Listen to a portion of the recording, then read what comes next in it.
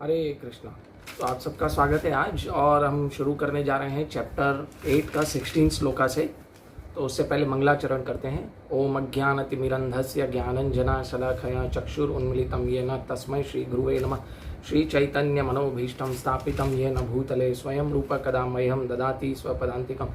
वन्देऽहं श्रीगुरो श्रीयुतपदकमलं श्रीगुरून् वैष्णवांश्च श्रीरूपं साग्रजातं सगण रघुनाथान्वितां तं सजीवं साद्वैतं सावधूतं परिजनसहितं कृष्णचैतन्यदेवं श्रीराधाकृष्णपादान् ललिता विशाखान्वितांश्च। हे कृष्ण करुणा सिंधु दीनबंधु जगतपते गोपेश गोपिका कांता राधा कांता नमस्तुते। तप्त कांचन गौरंगी राधे वृंदावनेश्वरी ऋषभानो सुते देवी प्रणमामि हरिप्रिय वाञ्छकल्पतरुभ्यश्च कृपा सिंधुभ्य एव च पतितानां पावनेभ्यो वैष्णवेभ्यो नमो नमः। जय श्री कृष्ण चैतन्य प्रभु नित्यानंद श्री अद्वैत गदाधरा श्रीवासादि गौर भक्तवृंदा। हरे कृष्ण कृष्ण कृष्ण हरे हरे, हरे राम राम राम हरे हरे। मूकं करोति वाञ्छालं पंगुं लंघयते गिरिं यत्कृपातमहं वन्दे परमानंदमाधवं श्री गुरु दीनतारिणं श्री चैतन्य ईश्वरम। हरे कृष्ण। तो पिछले सत्र में हमने किया था 8वें अध्याय के 15वें श्लोक तक किया था, और हमने अब यहाँ तक के देखा कि पहले श्लोक में 2 श्लोक में अर्जुन 8 सवाल पूछता है, और उसमें भगवान श्री कृष्ण आगे उनको 8 सवालों के जवाब देते हैं। और उसमें अर्जुन का मुख्य प्रश्न ये था कि भगवान आपको मृत्यु के समय कैसे याद किया जाए, और वो भगवान श्री कृष्ण उनको पूरा प्रोसेस बताते हैं, और बताते हैं कि योगाभ्यास या भक्ति योग से मुझे मृत्यु के समय पे पूरी लाइफ में, अगर पूरे जीवन में हम प्रैक्टिस करेंगे तो मृत्यु के समय हम भगवान को जान सकते हैं। तो आज अभी भगवान यहाँ पे थोड़ा विस्तार से अभी बताएंगे कि भगवान कहाँ रहते हैं। भगवान अपने धाम के बारे में भी बताएंगे, और भगवान हमारे बातें में भी बताएंगे कि हम कहाँ रहते हैं, उसका पूरा विस्तार से भगवान यहाँ पे चर्चा करेंगे। तो आइए 8वें अध्याय का 16वां श्लोक, जिस अध्याय का नाम है भगवत प्राप्ति। 16वां श्लोक है आ ब्रह्म भुवानुलोका पुनरावर्तिनो अर्जुन मामुप्येति तो कौन्तेय पुनर्जन्म न विद्यते। इस जगत में सर्वोच्च लोक से लेकर निम्न लोक सारे लोग दुखों के घर हैं, जहाँ मरण जन्म तथा मरण का चक्कर लगा रहता है। किंतु हे कुंती पुत्र, जो मेरे धाम को प्राप्त कर लेता है वह फिर कभी जन्म नहीं लेता। यानी भगवान यहाँ पे बता रहे हैं कि अगर आप में मन में जितनी भी इच्छाएं रह जाएं, पहले तो भगवान बता रहे हैं उच्चतर लोक जो ब्रह्मा जी का लोक है, वहाँ से लोक है पाताल लोक। ये सब लोक में जितने भी लोक हैं सब दुखों का कारण है, और सब अशाश्वत हैं। कोई भी जो लोक है वो शाश्वत नहीं है, सब अशाश्वत लोक हैं, और सब अशाश्वत लोक होने के कारण इनमें सब दुखों का कारण है। इसमें कहीं पे भी सुख नहीं मिलेगा। तो भगवान कहते हैं कि लेकिन जो मेरी पूजा करता है वो मेरे पास आता है, जो माम उप्येते पुनर्जन्म न विद्यते। यानी हे कुंती पुत्र, जो मेरी पूजा करता है, जो मेरी भक्ति करता है, वो एक्चुअली वापस इस जन्म मृत्यु के चक्कर में नहीं फंसता। तो अभी यहाँ पे प्रश्न ये उठता है कि सन्यासी लोग भी हैं, वो भी भगवान को मानते हैं, ठीक है, परंतु उनका क्या है, जैसे मृत्यु के बाद हर व्यक्ति जो भगवान को भक्ति करता है वो शुद्ध भक्त हो, ऐसा ज़रूरी नहीं है। परंतु एक ये वस्तु है कि जो व्यक्ति भक्ति करता है वो हमेशा उच्चतर लोकों में जाता रहता है। परंतु अगर वो उच्च लोक में जाके भी, जैसे कोई सत्य लोक यानी ब्रह्मा के लोक में भी चला गया, परंतु उच्च लोक में जाके अगर भगवान की भक्ति नहीं करता है वहाँ, तो फिर से वो नीचे गिरेगा। इस श्लोक का एक्चुअली मतलब वो है। तो वहाँ पे जाके भी अगर भगवान की भक्ति नहीं करता तो वो वापस धरातल पे आएगा। यहाँ धरातल से नीचे जो अतल वितल पातल तलातल महातल रसातल और पाताल लोक हैं उसमें जाएगा। या जो भगवान की शुद्ध भक्ति करता है और उसकी भक्ति बराबर पूरी नहीं हुई तो वो उच्च लोक में जाएगा। स्वर्ग लोक यहाँ से एक्चुअली 2 लोक ऊपर है, यानी महस जनस तपस सत्य, ऐसे 4 स्वर्ग के बाद 4 लोक और हैं ऊपर। तो जो भी व्यक्ति भगवान की भक्ति करता है और वो शुद्ध भक्त नहीं है तो वो उच्चतर लोक में जाएगा। परंतु यहाँ पे एक प्रश्न है कि महर लोक में कौन जाता है। महर लोक में जाते हैं ब्रह्मचारी लोग, जो नैष्ठिक ब्रह्मचारी होते हैं, हमेशा जो ब्रह्मचारी के रूल फॉलो करते हैं। परंतु जो व्यक्ति ब्रह्मचारी के साथ साथ शुद्ध भक्त है वो महर लोक में नहीं जाएगा, वो डायरेक्ट भगवान कृष्ण के लोक में जाएगा, गोलोक वृंदावन में जाएगा, या one of the Vaikuntha planets जाएगा। असंख्य वैकुंठ प्लैनेट है, उनमें से किसी भी एक लोक में जाके भगवान की सेवा करेगा। दूसरा होता है जनस लोक। जनस लोक में भी गृहस्थ लोग जाते हैं, जो गृहस्थ होते हैं, भगवान की सेवा करते हैं, जो शादीशुदा लोग हैं, तो वो अपने बीवी बच्चों का भी पालन कर रहे हैं और शुद्ध भक्ति कर रहे हैं, परंतु 100% शुद्ध भक्ति नहीं हो पा रही है उनसे। तो वो जनस लोग जाते हैं और वहाँ से शुद्ध भक्ति करते आगे भगवान के वैकुंठ लोक में जाके आगे उनकी प्रोग्रेस होती है। फिर भगवान बताते हैं तपस्लोक। तपस्लोक यानी जो वानप्रस्थ लोग होते हैं, जो 50 साल की उम्र के बाद वानप्रस्थ जीवन बिताते हैं, गृहस्थ जो आश्रम छोड़ के और भगवान का जो आश्रम है, भगवान का जो भक्ति करते हैं, परंतु वो भी शुद्ध भक्ति नहीं कर पाते, उनकी भक्ति कुछ रह जाती है, तो वो जाते हैं तपस्लोक में। और सत्यलोक यानी जो ब्रह्मा जी का लोक है, वहाँ पे तपस्वी लोग जाते हैं, सन्यासी लोग जाते हैं। ठीक है, तो इस तरह से एक जीवात्मा का एलिवेशन होता है। अगर वो शुद्ध भक्ति नहीं कर पाता है परंतु भक्ति कर रहा है, उसकी भक्ति पूरी नहीं हुई है, शुद्ध भक्ति है लेकिन उसकी भक्ति पूरी नहीं हो पा रही है, तो वो जो है धीरे धीरे प्लानिटरी सिस्टम जो है स्वर्गलोक और उससे अबोव के जो प्लानिटरी सिस्टम है वहाँ से धीरे धीरे प्रोग्रेस करता है। लेकिन इस जन्म में जो रह के भगवान की शुद्ध भक्ति करता है और वो उसको इन सब लोगों के पास नहीं जाना पड़ता है, उसकी आत्मा डायरेक्ट शूट कर जाती है भगवान के लोक में, गोलोक वृंदावन में, और उसकी आत्मा डायरेक्ट या वैकुंठ लोक में जाके किसी भी एक वैकुंठ लोक में जाके शूट करती है और उसका कोई भी चांस नहीं है वापस इस धाम में आने का। तो इस श्लोक का एक्चुअल तात्पर्य ये है। फिर देखते हैं कि जो भक्त है पर मन में बहुत सारी इच्छाएं, तो ऐसा व्यक्ति जो ब्रह्मा जी के लोक में जाता है, आप ब्रह्म भुवानुलोका बोलें तो ब्रह्मा जी के लोक में जाता है। और फिर वहाँ से अगर वो भगवान की भक्ति आगे करता है, भगवान ब्रह्मा जी से शिक्षा लेके, क्योंकि हमारे जो गौड़ीय वैष्णव मठ के जो गुरु हैं, प्रथम गुरु हैं, जो गुरु हैं पहले हमारे आदि गुरु हैं, वो है भगवान श्री कृष्ण है। तो वो भगवान श्री कृष्ण के बाद आते हैं ब्रह्मा जी आते हैं। तो ब्रह्मा जी जो हैं वो हमारे गौड़ीय वैष्णव मठ के संप्रदाय के आचार्य हैं मेन। तो वो उनसे भक्ति सीख के वो आगे प्लैनेट्स में एलिवेट होता है और वो भगवान के लोक चला जाता है। परंतु श्रील प्रभुपाद एक बात कहते हैं कि अगर आपके मन में इस धरातल पे रहते हुए आप शुद्ध भक्त हो, परंतु मृत्यु के समय अगर आपके मन में एक समोसा खाने की भी इच्छा हो गई तो आप वापस जन्म लोगे। तो हमें बहुत केयरफुल रहना पड़ेगा कि हमें भक्ति करनी है परंतु अविचलित भाव से भक्ति करनी है, अनअलॉयड डिवोशनल सर्विस करनी है, अविभिचारेण, जिसको भगवान 14वें अध्याय में कहते हैं माम चवे अभिचारेण भक्ति योगेन सेवते। अविभिचारण भक्ति करनी है ना। अभी इसका थोड़ा तात्पर्य पढ़ेंगे, श्रील प्रभुपाद क्या कहते हैं। हालांकि मैंने तात्पर्य में से जो भी है बताया, फिर भी हम तात्पर्य की समरी को पढ़ेंगे। समस्त योगियों को, चाहे वो कर्म योगी हो या ज्ञान योगी हो या हठ योगी हो, अंततः भक्त योग या कृष्ण भावनामृत में भक्ति की सिद्धि प्राप्ति करनी होती है, तो भी वे कृष्ण के दिव्य धाम को जा सकते हैं, जहाँ वे फिर कभी वापस नहीं आते। किंतु जो सर्वोच्च भौतिक लोक अर्थात देवलोकों को प्राप्त करते हैं, उनका पुनर्जन्म होता है। जिस प्रकार पृथ्वी के उच्च लोकों को जाते हैं, इस तरह ब्रह्मलोक, चंद्रलोक या इंद्रलोक जैसे उच्चतर लोकों में पृथ्वी पर गिरते हैं।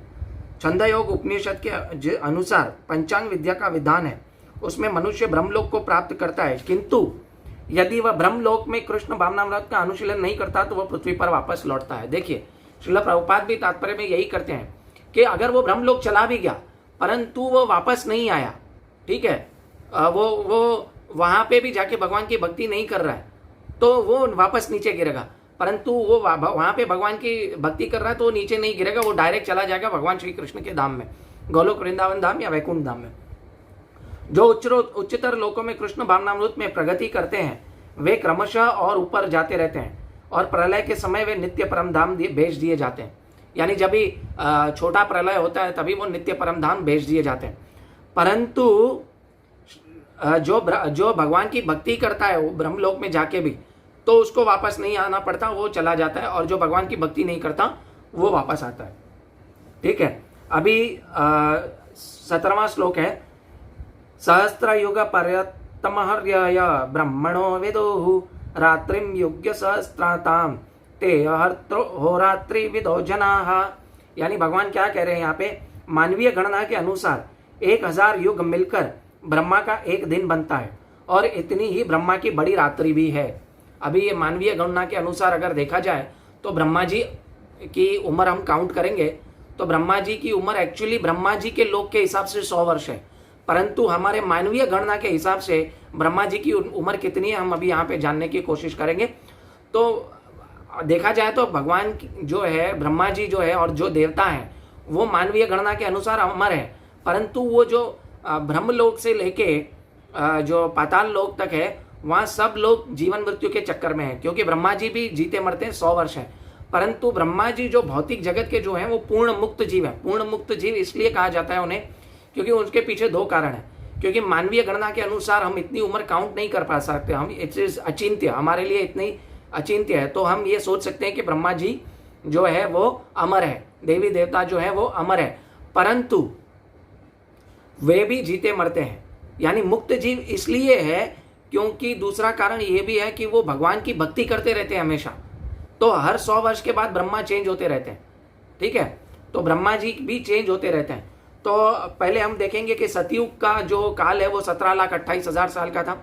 फिर त्रेता युग का काल है जो 12,96,000 साल का है। फिर जो द्वापर युग का काल है वो 8,64,000 साल का है। और जो हमारा जो अभी कलयुग है वो कलयुग का जो काल है वो 4,32,000 साल का है। अभी तक 5,550 साल बीत चुके हैं, अभी भी 4,26,000 कुछ वर्ष बाकी हैं। तो अभी हम ब्रह्मा जी की उम्र देखेंगे। देखिए, पहले ब्रह्मा जी की उम्र जानने से पहले हमें क्या देखना पड़ेगा, हमें देवताओं की उम्र जाननी पड़ेगी कैसी है। तो जो डेमिगॉड्स है उनकी उम्र क्या है कि एक मनुष्य का 1 वर्ष यानी जो है देवताओं का 1 दिन होता है, और ऐसा ही एक और वर्ष लगा दिया है तो देवताओं का 1 रात होती है। यानी शॉर्टकट में देखा जाए तो मनुष्य के 6 महीने यानी जो होते हैं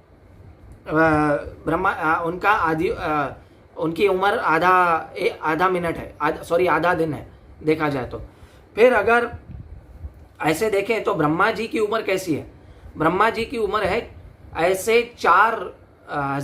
चारों युग 1000 बार मिला दिए जाए तो ब्रह्मा जी का 1 वर्ष 1 दिन होता है, और ऐसे ही ब्रह्मा जी की 1 रात्रि होती है। फिर आपको मल्टीप्लाई बाय 365 करिए और उसको मल्टीप्लाई बाय 100 कीजिए, कैलकुलेटर में आएगा ही नहीं, लेकिन फिर भी भगवत गीता में बताया गया कि 311 ट्रिलियन 40 बिलियन ईयर्स है भगवान ब्रह्मा जी की उम्र। 311 ट्रिलियन 40 बिलियन ये जो है ब्रह्मा जी की उम्र है, वो ब्रह्मा जी के 100 वर्ष हैं। परंतु ये हमारी जो अल्पज्ञानी लोग हैं वो इसको नहीं समझ सकते, तो वो इसको मिथ्या मानेंगे। प्रॉब्लम ये है।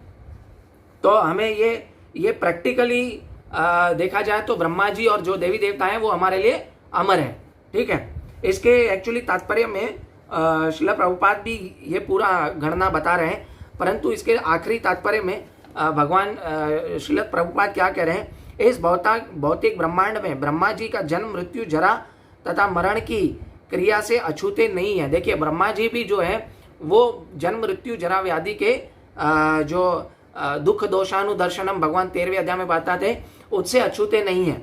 किंतु चूंकि ब्रह्मा इस ब्रह्मांड की व्यवस्था करते हैं इसलिए वे भगवान की प्रत्यक्ष सेवा में लगे रहते हैं। फलस्वरूप उन्हें तुरंत मुक्ति प्राप्त हो जाती है। वो हमारी तरह नहीं है, भाई मरे तो हमारे कर्मों के हिसाब से जब देह त्याग किया तो हमें भगवान और अपना कर्मों के हिसाब से शरीर मिलेगा। परंतु ब्रह्मा जी को ऐसा नहीं होता है, इसीलिए उनको भौतिक जगत के नित्य मुक्त जीव कहा जाता है, क्योंकि वो क्या है कि भगवान श्री कृष्ण की हमेशा सेवा में तत्पर में लगे रहते हैं। क्योंकि जो सृष्टि के जो मेन कारण जो है, सर्व कारण है ना, वो उपादान कारण जो है वो भगवान श्री कृष्ण है, लेकिन जो निमित्त कारण जो है वो ब्रह्मा जी है। एक उदाहरण देके मैं समझाऊंगा। जैसे एक मिट्टी का घड़ा है, तो कुम्हार जो हुआ मिट्टी को शेप देता है तो वो हुआ निमित्त कारण, लेकिन मिट्टी एक्चुअली किसने बनाई, वो भगवान श्री कृष्ण की है। वो नहीं कह सकता कुम्हार के मैंने मिट्टी बनाई। तो मिट्टी जो आई है, जो बनाई है, वो भगवान श्री कृष्ण ने बनाई है। तो भगवान जो श्री कृष्ण है मिट्टी के उपादान कारण है, ठीक है। और जो कुम्हार जो है मिट्टी का जो घड़ा बनाता है उसको शेप देता है, तो वो उसका निमित्त कारण है। लेकिन निमित्त कारण में भी देखिए बहुत सारा होता है। जैसे किसी को फॉर एग्जाम्पल अगर आप कहें कि मुझे पानी पिलाओ, तो ग्लास में पानी भरेगा, आपको पानी दे के आएगा, लेकिन पानी किसने बनाया, भगवान श्री कृष्ण ने। लेकिन मटका किसने बनाया, वो कुम्हार ने बनाया। ग्लास किसी और ने बनाया, ठीक है, उसको फिल्टर किसी और ने किया। तो निमित्त कारण बहुत सारे हो सकते हैं, परंतु उपादान कारण जो है वो एक ही है, जो भगवान श्री कृष्ण है, ठीक है। यहां तक कि सिद्ध सन्यासियों को भी ब्रह्मलोक भेजा जाता है, जो ब्रह्मांड का सर्वोच्च लोक है, किंतु कालक्रम से ब्रह्मा तथा ब्रह्मलोक के सारे वासी प्रकृति के नियम अनुसार मरणशील होते हैं। यानी इस प्रकृति के जो भी जीव हैं वो सब मरणशील होते हैं।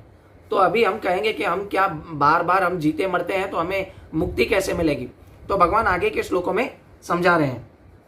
ठीक है, अभी अव्यक्त व्यक्तव सर्वः प्रभवन्त्य हरागमे रात्यागमे प्रलीयन्ते तत्रैवाव्यक्त संज्ञके।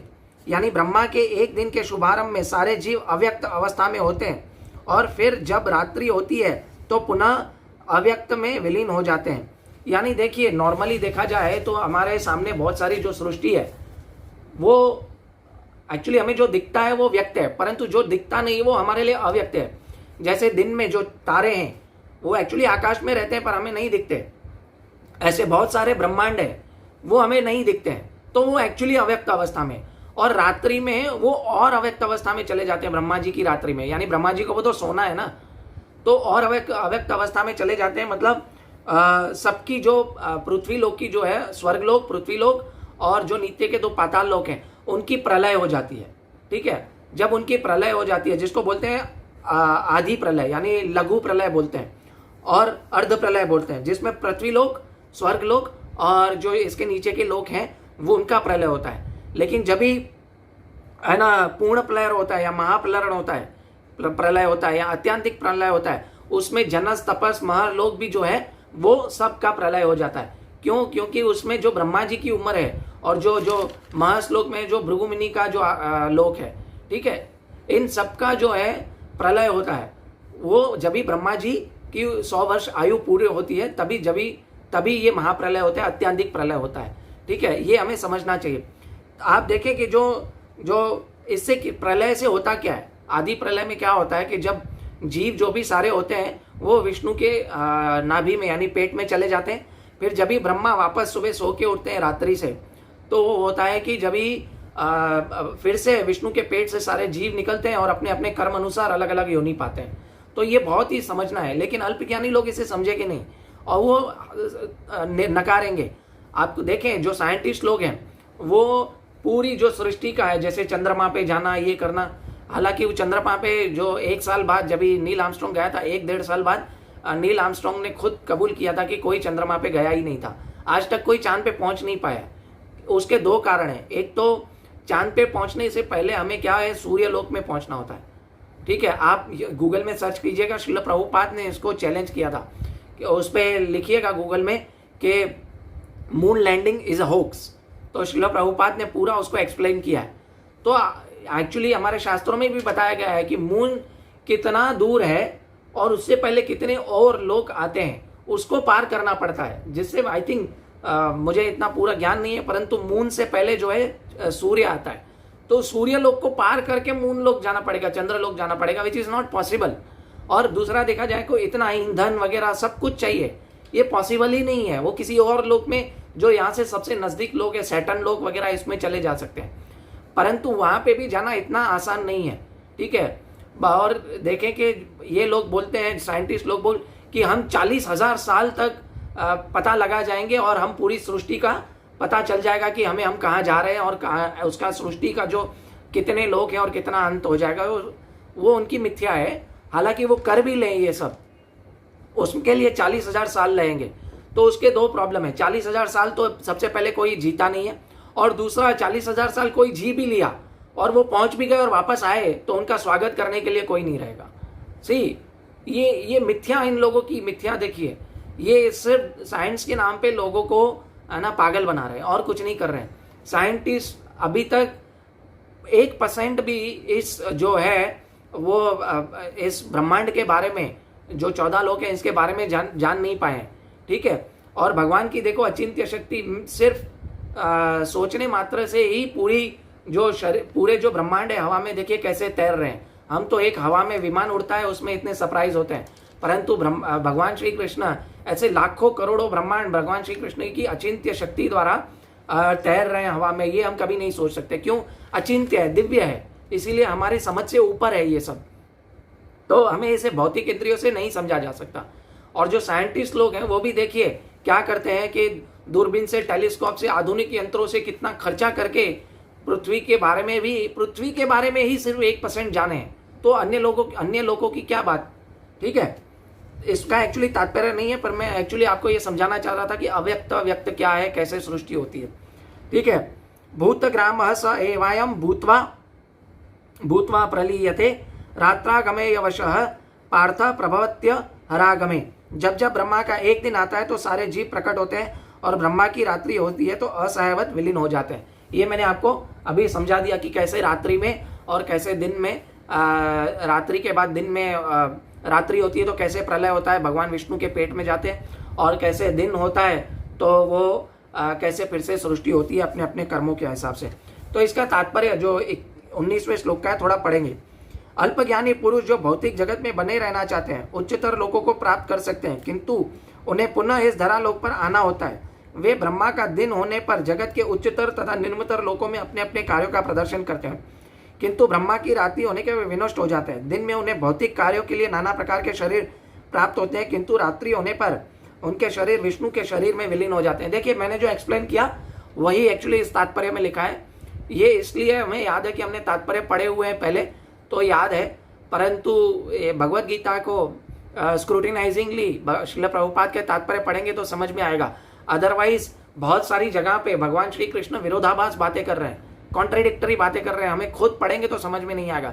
तो हमें किसी प्रामाणिक गुरु के पास जाके भगवत गीता समझनी होगी, ऐसे खुद हमें समझ में नहीं आएगा। वे पुनः ब्रह्मा का एक दिन आने पर प्रकट होते हैं। भूत्वा भूत्वा प्रलीयते, दिन के समय में प्रकट होते हैं और रात्रि के समय में पुनः विनष्ट हो जाते हैं। अंततो गत्वा, जब ब्रह्मा का जीवन समाप्त होता है तो सबका संहार हो जाता है और वो करोड़ों वर्षों तक अप्रकट रहते हैं। यानी देखिए, जो व्यक्ति कहते हैं ना कि सिद्ध लोक चला गया, एक्चुअली सिद्ध लोक की हम बाद में बात करेंगे क्योंकि इसका आगे श्लोकों में भगवान बता रहे हैं। लेकिन ऐसे लोग क्या होता है कि करोड़ों करोड़ों वर्ष तक अप्रकट रहते हैं, फिर जब भी फिर से सृष्टि होती है ना, महाप्रलय के बाद, आत्यंतिक प्रलय के बाद जब भी फिर से सृष्टि होती है तो क्या होता है कि जब जीव हैं जो फिर से आते हैं अपने अपने कार्यों के हिसाब से, लेकिन जो शुद्ध भक्त है, जो भगवान का शुद्ध भक्त है, भगवान की भक्ति की है, वो वापस नहीं लौटता। शॉर्टकट में ये समझ लेना है हमें, है ना। देखिए, इसके लास्ट में देखा है, वे मनुष्य जीवन का उपयोग भगवान की भक्ति करने में तथा हरे कृष्ण महामंत्र का कीर्तन में बिताते हैं। इस प्रकार वे जीवन के कृष्ण लोक को प्राप्त करते हैं और वहां पुनर्जन्म के चक्कर से मुक्त होकर सतत आनंद का अनुभव करते हैं। ठीक है, अभी पररस्तास्मा इसका ये पढ़ेंगे, अपना सीधा अनुवाद पढ़ेंगे कि यह स सर्वेषु भूतेषु नश्यत्सु न विनश्यति। यानी भगवान कह रहे हैं अतिरिक्त एक अन्य अव्यक्त प्रकृति है जो शाश्वत है और इस व्यक्त तथा अव्यक्त पदार्थ से परे है। यह परा है यानी श्रेष्ठ है और कभी नाश न होने वाली है। जब इस संसार का सब कुछ लय हो जाता है तब भी उसका विनाश नहीं होता है। अभी ऐसी प्रकृति कौन सी है ना, कि ऐसा कौन सी जगह जो अव्यक्त है, इन सब भौतिक लोकों से परे, वो कौन है? वो भगवान श्री कृष्ण के वैकुंठ धाम, भगवान श्री कृष्ण का गोलोक धाम है, जिनका कभी भी विनाश नहीं होता। ठीक है, वो अव्यक्त है। अव्यक्त इसलिए कि हमें दिखाई नहीं देती, हमें भौतिक लोगों के बारे में ही बराबर पता नहीं है, वही अव्यक्त है। तो हम जो स्पिरिचुअल वर्ल्ड है, आध्यात्मिक वर्ल्ड है, आध्यात्मिक जगत है, वो कैसे हमें पता चलेगा? भगवान 15वें अध्याय के छठे श्लोक में बोलते हैं, न तद भास्यते सूर्यो न शशांक न पावक यद गत्वा न निवर्तन्ते तद्धामम परमम मम। यानी भगवान कहते हैं कि जो है ना, न तद भास्यते सूर्यो न शशांक पावक, यानी मेरे लोक में न चंद्रमा न सूर्य लोक का और ना ही किसी भी प्रकाश का जरूरत है, क्योंकि वो स्वतः में प्रकाशित है। क्यों, कैसे स्वतः में प्रकाशित है? क्योंकि वो भगवान के जो अर्च विग्रह, भगवान के दिव्य शरीर से प्रकाशित होती है। हाँ, यद गत्वा न निवर्तन्ते तद्धाम परमम मम, यानी जो शुद्ध भक्त है भगवान का, वो जो उस धाम में जाता है वो वापस नहीं लौटता है ना। इसमें और ये है कि हमने साइंस का भी इसमें एग्जाम्पल दिया था कि साइंटिस्ट लोग बराबर भौतिक लोग के बारे में ही जान नहीं पाते, तो वो कैसे एक जो अव्यक्त परा प्रकृति है, जो हमने 7वें अध्याय में देखा, भगवान की 2 शक्तियां जिसमें देखी परा और अपरा, तो भगवान की जो परा प्रकृति है, जो श्रेष्ठ है, तो उसको हम अपरा प्रकृति को ही नहीं जान पाते, तो परा प्रकृति को कैसे जान पाएंगे? इसका तात्पर्य छोटा है, 3 लाइन का ये पढ़ेंगे। ये वैकुंठ लोक की बात कर रहे हैं यहाँ पे भगवान श्री कृष्ण। देखिए, भगवान ने पहले बताया हम कहाँ रहते हैं, हमारी गति क्या है मृत्यु के बाद, और अभी भगवान अपने लोक के बारे में बता रहे हैं। ठीक है, कृष्ण को पराशक्ति दिव्य और शाश्वत है। यह उस भौतिक प्रकृति के समस्त परिवर्तनों से परे, जो ब्रह्मा के दिन के समय व्यक्त और रात्रि के समय में विनष्ट होती रहती हैं। कृष्ण के पराशक्ति भौतिक प्रकृति के गुणों से सर्वथा विपरीत है। परा तथा अपरा प्रकृति की व्याख्या 7वें अध्याय में हो गई है। देखिए एक्चुअली परा तथा परा प्रकृति क्या है? भगवान का जो भौतिक यहाँ पे बताया ना, भगवान का जो आध्यात्मिक जगत है वो परा शक्ति के प्रकृति से सर्वथा विपरीत है। सर्वथा विपरीत यानी पहले मैंने आपको बताया कि न तद्भास्यते न सूर्यो, उनको फिर आनंद है हमेशा वहाँ पे शारीरिक दुख नहीं है, है ना, वहाँ पे भौतिक कलेश नहीं है, वहाँ पे झगड़ा नहीं है, क्रोध नहीं है, लोभ मोह नहीं है, ईर्ष्या नहीं है, द्वेष नहीं है, ठीक है, वो ऐसा कुछ है ही नहीं वहाँ पे। वहाँ सच आनंद है, वहाँ सर्व हमेशा आनंद रहता है। वहाँ पे भगवान की सेवा करते रहते हैं और भगवान के साथ गोलोक वृंदावन में जो व्यक्ति है अपने अपने स्वभाव के अनुसार, भगवान के अपने स्वभाव के अनुसार और भगवान के साथ अपने संबंध के अनुसार भगवान की सेवा करते रहते हैं, तो वो पुनः इस जगत में नहीं लौटते हैं। फिर 21वें श्लोक में क्या कहते हैं? अव्यक्तो अक्षर इत्युक्त स्तमाहु परमाम गतिम यम प्राप्य न निवर्तन्ते तद्धामम परमम मम।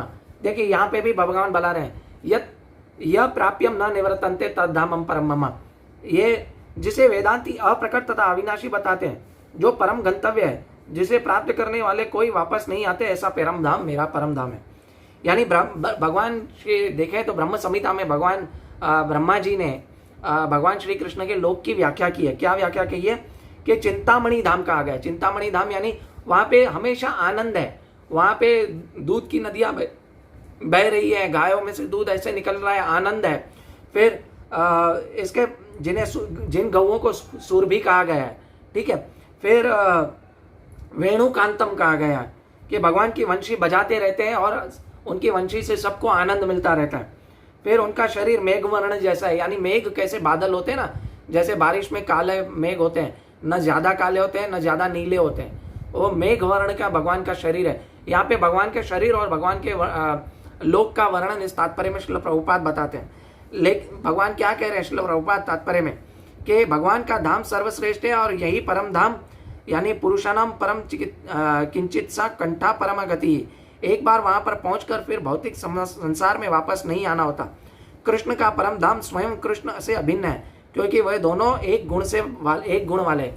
यानी कृष्ण और कृष्ण का धाम एक ही गुण वाले हैं। जैसे हम कहते हैं ना, कृष्ण और कृष्ण का नाम अभिन्न है, अभिन्नत्वाम नाम नामिनो, नाम चिंतामणि कृष्ण चैतन्य रस विग्रह पूर्ण शुद्धो नित्य मुक्तो अभिन्नत्वाम नाम नामिनो। यानी भगवान कृष्ण का नाम और भगवान कृष्ण दोनों अभिन्न है ना, दोनों में कोई अंतर नहीं है। वैसे ही भगवान कृष्ण का लोक और भगवान खुद में कोई अंतर नहीं है, ठीक है। तो ऐसा व्यक्ति जो भगवान के धाम में चला जाता है वो 84 लाख की योनि में फंसता नहीं है। अभी पहले इस श्लोक में हमने देख लिया कि भगवान ने अपने वर्णन किया अपने लोक का। इससे पहले के श्लोकों में हमने देखा कि भगवान श्री कृष्ण ने हम कहाँ रहते हैं उसका वर्णन किया। और भगवान हमें यहाँ पे अपने धाम के बारे में इसलिए बता रहे हैं कि हमारा जो लक्ष्य है भगवत प्रेम है और भगवान के धाम जाना है। इसीलिए भगवान यहाँ पे संक्षेप में अपना धाम का वर्णन कर रहे हैं, क्योंकि ये इस अध्याय का नाम क्या है? भगवत प्राप्ति। इसीलिए भगवान अपने धाम का यहाँ पे वर्णन भी कर रहे हैं। और भगवान ये बता रहे हैं कि भगवत धाम पहुंचा कैसे जाए, ठीक है। अगले श्लोकों में भगवान आगे के 6-7 श्लोकों में भगवान यही बताएंगे कि भगवत धाम कैसे पहुंचा जाए, है ना। भगवान ने हमारे धाम के लिए भी बता दिया, भगवान ने खुद के धाम के बारे में बता दिया, लेकिन भगवत धाम पहुंचा कैसे जाए उसके बारे में बताते हैं। भगवान धाम में हम एक्चुअली किसी आधुनिक यंत्र द्वारा नहीं जा सकते, तो कैसे जाएंगे? तो भगवान यहाँ पे बता रहे हैं पुरुष स पर पार्थ भक्त्या लभ्यन अथवा अनन्या यस्यांत स्थानी भूतानी ये न सर्वम इदम ततम। यानी भगवान क्या कह रहे हैं? जो सबसे महान है यानी मैं अनन्य भक्ति द्वारा प्राप्त किए जा सकते हैं। यद्यपि वे अपने धाम में विराजमान रहते हैं तो भी वे सर्वव्यापी हैं और उनमें सब कुछ स्थित है। यानी यहाँ पर भगवान फिर से बता रहे हैं कि स्पष्ट बता रहे हैं कि जो मेरे पास आता है वो पुनः वापस नहीं लौटता। लेकिन यहाँ पे अनन्या भक्ति कही गई है। अनन्या भक्ति का बहुत सारे अर्थ निकलते हैं, लेकिन मैं मुख्य 2 अर्थ बताऊंगा। अनन्या भक्ति यानी भगवान श्री कृष्ण के अलावा किसी और की भक्ति नहीं करनी, शुद्ध भक्ति करनी है, अभिविचारण भक्ति करनी है। और दूसरा अनन्या भक्ति का अर्थ है कि मन में किसी और भौतिक इच्छा नहीं होना, उसको अनन्या भक्ति कह रहे हैं। क्योंकि श्रील प्रभुपाद ने क्या बताया, मरते समय अगर आपको समोसा खाने की भी इच्छा होगी तो आपको फिर से जन्म लेना पड़ेगा। इसके लिए कोई भी इच्छा नहीं होनी चाहिए मन में। अनन्या भक्ति में हमारी सिर्फ यही इच्छा होनी चाहिए, आध्यात्मिक इच्छा, कि मैं भगवान की सेवा कैसे करूं, भगवान के धाम कैसे वापस जाऊं। हालांकि मोक्ष की भी इच्छा नहीं होनी चाहिए, क्योंकि जो भगवान का शुद्ध भक्त है वो जीते जी मोक्ष प्राप्ति होती है। हमारे जो आचार्य हैं श्रील प्रभुपाद थे, वो जीते जी मुक्त अवस्था है। हिज होलीनेस जयपताका स्वामी महाराज हैं, हिज होलीनेस गोपाल कृष्ण गोस्वामी महाराज हैं, जितने भी डिसाइपल्स हैं श्रील प्रभुपाद के और अन्य शुद्ध भक्त हैं, वो सब क्या है, वो सब मुक्त आत्मा है। ठीक है, उन्हें हमें साधारण मनुष्य समझने की गलती नहीं करनी चाहिए। लेकिन हम लोग क्या है, दूसरा ज्ञानी योगी होते हैं और जो कर्म योगी होते हैं, वो जैसे भगवान यहाँ थोड़ी सी एक्चुअली हिंट दे रहे हैं। जो ज्ञान योगी है और कर्म योगी है वो मुझ तक नहीं पहुंच सकते। वो मैक्सिमम कर्म योगी क्या करते हैं, स्वर्ग लोक तक जाते हैं, उनको इच्छाएं होती हैं। और ज्ञान योगी क्या करते हैं, भगवान में जो लीन हो जाते हैं, जो बोलते हैं ना निराकार ब्रह्म में लीन हो जाते हैं। लेकिन वहां से भी फिर से गिरने का, जब भी छोटी प्रलय होने के बाद या बड़ी प्रलय होने के बाद जब भी सृष्टि होती है तो फिर से उनका गिरने का चांस है। लेकिन एक शुद्ध भक्त का जो है गिरने का चांस नहीं है। यानी एक शब्द यहाँ पे आता है जो सबसे महान है। महान का अर्थ क्या है, महान का अर्थ यह है कि आध्यात्मिक शक्ति जिसकी काम करती है और जिसके लिए सिर्फ प्रेम किया जाता है वो महान है। यानी उनके अलावा और कोई, उनके ऊपर कोई और नहीं है, वो महान है। तो महान सिर्फ भगवान ही है और कोई महान नहीं है।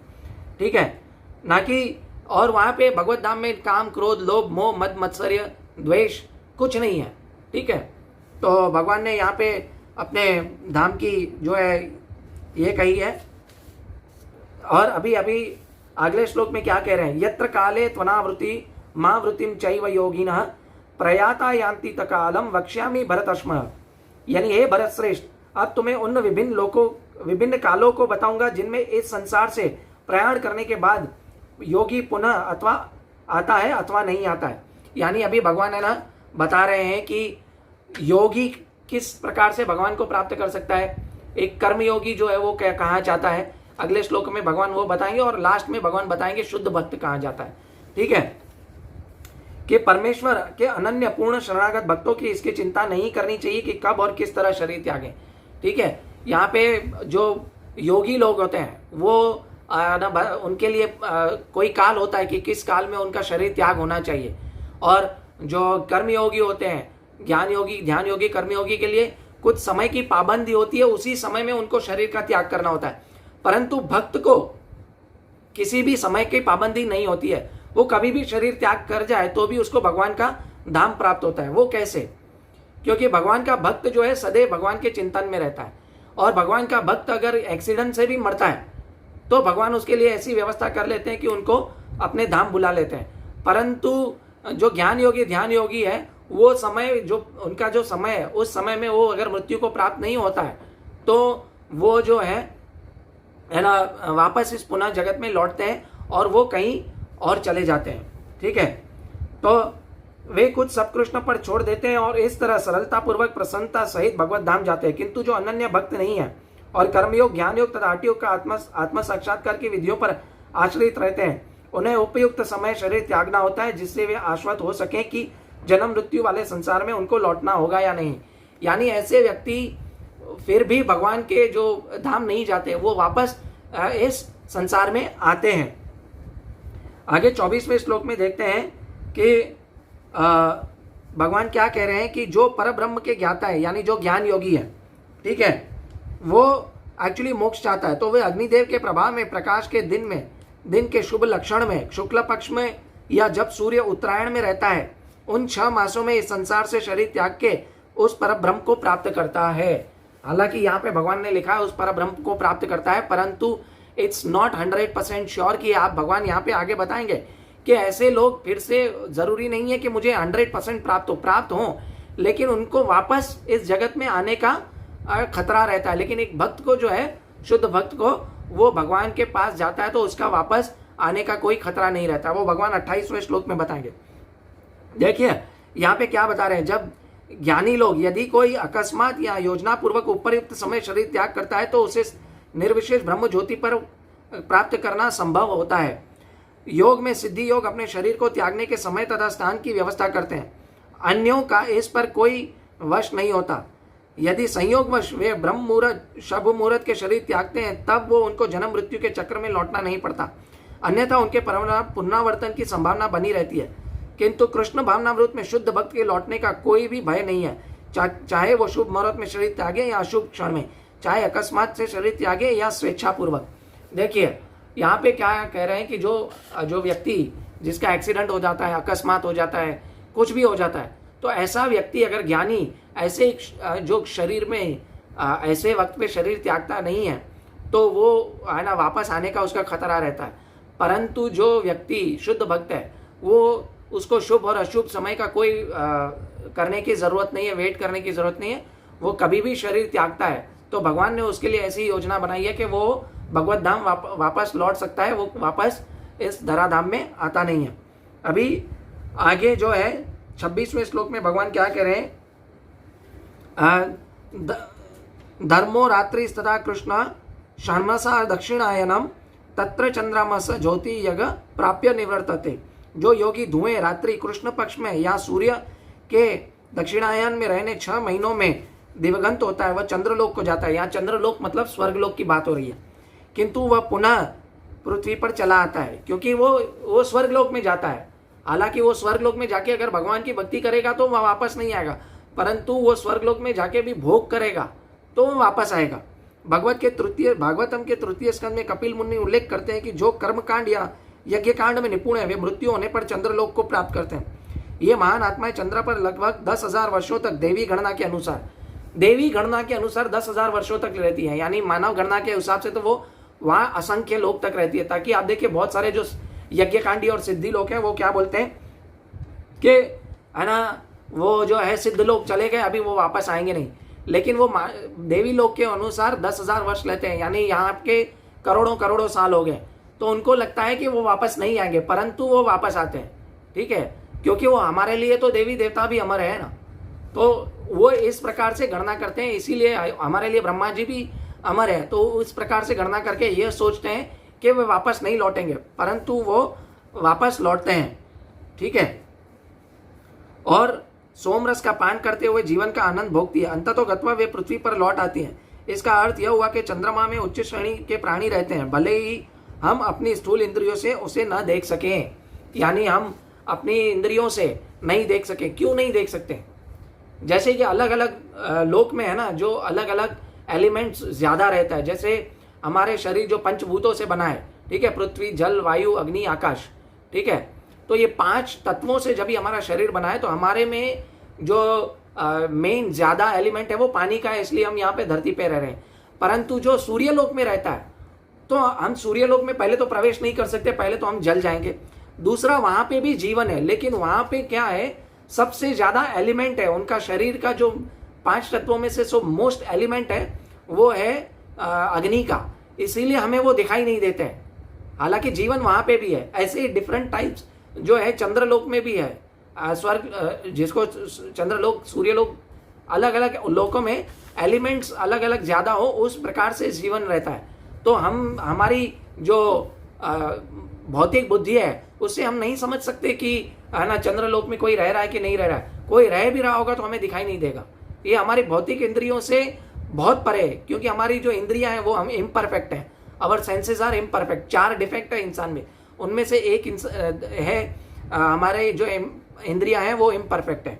ठीक है, अभी 27वें श्लोक में क्या कह रहे हैं, शुक्ल कृष्णे न गति योते जगत शाश्वते मते एकया यातना वृत्तिम अनन्या वर्तते पुनः। यानी ये 26वें श्लोक का है कि वैदिक मतानुसार इस संसार में प्रयाण करने के 2 मार्ग हैं, एक प्रकाश मार्ग तथा दूसरा अंधकार मार्ग। जब मनुष्य प्रकाश से मार्ग से जाता है तो वापस नहीं आता, किंतु अंधकार मार्ग से जाता है तो वह पुनः लौट आता है। यानी आचार्य जो बलदेव विद्याभूषण है वो क्या कहते हैं, ये सिद्धलोक की जैसे मैंने बात की, सिद्धलोक में जो जाता है वो वापस एक्चुअली लौट आता है। ठीक है, जो क्योंकि उनकी जो गणना है हमारी मनुष्य गणना के हिसाब से उम्र बहुत ज़्यादा है, तो हमें ऐसे लगता है कि वो वापस नहीं आते। वस्तुतः उन्हें परम मोक्ष प्राप्त नहीं होता, क्योंकि वो कृष्ण की शरण में नहीं जाते। ठीक है, क्योंकि वो कृष्ण के शरण में नहीं है, इसके लिए उनको मोक्ष प्राप्त नहीं होता। अभी 27वें श्लोक में क्या है कि नैते श्रुति पार्थ जानन योगी मुह्यति कश्चन तस्मात् सर्वेषु कालेषु योग युक्तो भव अर्जुन। अभी यहाँ पे भगवान जो है ना कंक्लूजन दे रहे हैं। क्या कंक्लूजन दे रहे हैं देखते हैं। हे अर्जुन, यद्यपि भक्तगण इन दोनों मार्गों को जानते हैं किंतु वे मोहग्रस्त नहीं होते, अतः तुम भक्ति में सदैव स्थिर रहो। यानी भगवान यहाँ पे कह रहे हैं कि भक्त मोहग्रस्त नहीं होता कि मुझे स्वर्ग लोक जाना है, सिद्ध लोक जाना है, सत्य लोक जाना है ना। भगवान भक्तों को इतना इंटेलिजेंस होता है कि वो सिर्फ और सिर्फ भगवान कृष्ण की शरण में जाते हैं और वो इन जो पहले तो वो मुक्ति की इच्छा नहीं करते, परंतु भगवान उनका जो दाया भाग बोलते हैं मुक्ति के, वो अधिकारी हो जाते हैं क्योंकि वो भगवान के शुद्ध भक्त हैं, है ना। भागवतम में एक शब्द आता है दाया भाग। दाया भाग मतलब वो मुक्ति के, वो हर वस्तु के अधिकारी हैं जो भगवान श्री कृष्ण उन्हें देना चाहते हैं। क्यों? क्योंकि वो भगवान श्री कृष्ण के शुद्ध भक्त हैं। तो वो जो है वो भगवान ऐसे जो प्रजल्प है, ऐसे जो प्रलोभन है, सॉरी प्रजल्प बोला, प्रलोभन से वो है ना लुभावना नहीं हो जाते, वो उनसे अट्रैक्ट नहीं होता है। क्यों? क्योंकि उन्हें पता है कि इन्हें वापस आना पड़ेगा, लेकिन उनको ये पता है कि अगर भगवान श्री कृष्ण की शुद्ध भक्ति की तो वो भगवान के लोक में जाएंगे और वापस नहीं आएंगे। और ज्ञान योगी कर्म योगी की तरह उनके मन में कोई इच्छा नहीं होती पहले तो शुद्ध भक्त के। और जो कोई मृत्यु के समय की भी उनमें पाबंदी नहीं है, वो कभी भी मृत्यु हो सकती है, तो भी वो भगवान के लोक में जाएंगे। और उन्हें पता है कि उनका परम लक्ष्य जो है वो भगवान श्री कृष्ण का प्रेम है। तो हमने प्रेम कैसे पाए भगवान श्री कृष्ण का के पिछले क्लासेस में हमने चर्चा की है, तो कृपया उसको आप देखिएगा। अभी यहाँ पे थोड़ा सा तात्पर्य पढ़ रहे हैं। कृष्ण को उपदेश दे रहे हैं कि उस जगत में से आत्मा का प्रयाण करने के विभिन्न मार्गों को सुनकर विचलित नहीं होना चाहिए। भगवत भक्त को इसकी चिंता नहीं होनी चाहिए कि वह स्वेच्छा से मरेगा या देवावश। भक्त को कृष्ण भावनामृत में दृढ़ता पूर्वक स्थिर रह के हरे कृष्ण का जप करना चाहिए और यह जान लेना चाहिए कि इन दोनों मार्गों में से किसी की भी चिंता करना कष्टदायक है, किंतु वो तल्लीन होने की सर्वोत्तम विधि यही है कि भगवान कृष्ण की सेवा में रहत रहा जाए। इससे भगवत धाम स्वतः सुगम सुनिश्चित सीधा होगा। इस श्लोक का योग युक्त का विशेष रूप में महत्वपूर्ण है। जो योग में स्थिर है वह परम अपनी सभी गतिविधियों में निरंतर कृष्ण भावनामृत में रत रहता है। श्रील रूप गोस्वामी भी क्या कहते हैं कि अनासक्तस्य विषयान, है ना, योगम युञ्जत आश्रय निर्बंधे कृष्ण संबंधे शीलनम भक्ति रुच्यते। यानी कृष्ण के संबंध में हमें कार्य करने चाहिए, भगवान श्री कृष्ण से हमें, है ना, भगवान कृष्ण की भक्ति करनी चाहिए, शुद्ध भक्ति करनी चाहिए। हमें किसी देश काल परिस्थिति के बारे में नहीं सोचना चाहिए। ठीक है, अभी आखिरी श्लोक है आज का, और ये आज का अध्याय हम यहाँ पे समाप्त करेंगे। वेदेषु यज्ञेषु तपसु चैव दानेषु यत्पुण्य कलम प्रदष्टितम प्रदिशम अत्येति तत्वसर्म इदम विदित्वा योगी परम स्थान उपैति याचाद्यम। यानी जो व्यक्ति भक्ति मार्ग स्वीकार करता है वह वेदाध्ययन, तपस्या, दान, दार्शनिक तथा सकाम कर्म से प्राप्त होने वालों से वंचित नहीं होता। वह भक्ति संपन्न करके इन समस्त फलों की प्राप्ति करता है और अंत में नित्य धाम को प्राप्त होता है। अभी भगवान श्री कृष्ण है ना, यहाँ पे बोलते हैं कि जो स्वर्ग लोग जाते हैं, जो सत्य लोग जाते हैं, ऐसे जो सकाम कर्मी जो लोग हैं उनको फलों की जो प्राप्ति होती है उनसे वंचित नहीं होता। मतलब भगवान यहाँ कह रहे हैं जो मेरे धाम आता है उनको इनसे कई गुना ज्यादा आनंद मिलता है, कई गुना, है ना, उनको सुख मिलता है, कई गुना अच्छा फल मिलता है। तो उनको इन सब फलों की चिंता न करते हुए मेरी अनन्य भक्ति करनी चाहिए ताकि वो मेरे इस परम धाम को प्राप्त कर सके। और जो कर्म योगी है, ज्ञान योगी है, ध्यान योगी है, उनको क्रमशः मुक्ति प्राप्त होती है, धीरे धीरे एलिवेट होते हैं उच्च लोक में। जैसे मैंने पहले बताया कि धीरे धीरे एलिवेट होते हैं उच्च लोक में। पहले स्वर्ग लोक जाएंगे, वहां अगर भक्ति की तो महस लोग जाएंगे, फिर तपस लोग जाएंगे, जन लोग जाएंगे, तपस लोग जाएंगे, ऐसे धीरे धीरे एलिवेट होके भगवान श्री कृष्ण के गोलोक वृंदावन धाम में जाएंगे। लेकिन जो एक भगवान कृष्ण का शुद्ध भक्त है तो वो क्या होता है, वो भगवान की इस धराधाम पे भक्ति करता है और डायरेक्ट भगवान के लोक में जाता है। तो ये ज्ञान योगी, कर्म योगी और जो ध्यान योगी, हठ योगी जो है, उनके और शुद्ध भक्त के बीच में ये डिफरेंस है, भगवान यहाँ पे बताना चाह रहे हैं। ठीक है, और इसके तात्पर्य में श्रील प्रभुपाद ने वर्णाश्रम के बारे में बात की है, तो मैं छोटा सा खाली बताऊंगा कि वर्णाश्रम की भी हमें चिंता नहीं करनी चाहिए, परंतु श्रील प्रभुपाद कहते हैं कि वर्णाश्रम का भी पालन करना चाहिए और वर्णाश्रम में रहते हुए शुद्ध भक्ति करनी चाहिए। परंतु जब ऐसा कोई है ना ऐसी कोई है ना परिस्थिति आ जाए तो हमें दोनों में से शुद्ध भक्ति चुननी पड़े या वर्णाश्रम चुनना पड़े, तो हमें वर्णाश्रम के जो नियम है उसको ना फॉलो करके, सिर्फ नियम, वर्णाश्रम को त्यागना नहीं है, परंतु वर्णाश्रम के जो कुछ नियम है उनको तोड़ के भगवान की भक्ति करनी चाहिए। निर्बंधे कृष्ण संबंधे अनुकूल्यस वर्जनम अनुकूल्यस वर्जनम प्रतिकूलस्य वर्जनम अनुकूल्यस्य संकल्प प्रतिकूलस्य वर्जनम। यानी भगवान श्री कृष्ण की भक्ति के लिए जो अनुकूल है उसको एक्सेप्ट करें, ऐसी सिचुएशन, ऐसे नियमों को एक्सेप्ट करें, और प्रतिकूलस्य वर्जनम यानी भगवान श्री कृष्ण की भक्ति के लिए जो वर्णाश्रम में जो नियम है उसको अगर आप ना फॉलो करें, उनको त्याग दें तो भी चलेगा, but it depends on situation. ठीक है, इस वर्णाश्रम का तात्पर्य बहुत लंबा है, इसके ऊपर शायद एक 40-45 मिनट की क्लास हो सकती है, तो आप सिर्फ इसको तात्पर्य पढ़ लीजिएगा 28वें श्लोक का, तो आपको समझ में आ जाएगा। श्रील प्रभुपाद ने बहुत ही डिटेल में इसको बताया है इस तात्पर्य में। तो हरे कृष्णा, मैं अपनी वाणी को यहीं पे विराम देता हूँ और आगे हम 9वां अध्याय स्टार्ट करेंगे परसों से। तो कृपया मुझसे कुछ भी त्रुटि रह गई हो और मुझसे कुछ भी ऑफेंस हो गया तो मुझे क्षमा करें, और मैं आपसे यहाँ पे विराम देता हूँ अपनी क्लास को। अपने हृदय की शुद्धि के लिए ही कर रहा था मैं। तो वांछा कल्पतरुभ्यश्च कृपा सिंधुभ्यैव च पतितानां पावनेभ्यो वैष्णवेभ्यो नमो नमः। अनंत कोटि वैष्णव वृंद की जय। श्रील प्रभुपाद की जय। निताई गौर प्रेमानंदे। हरि हरि बोल।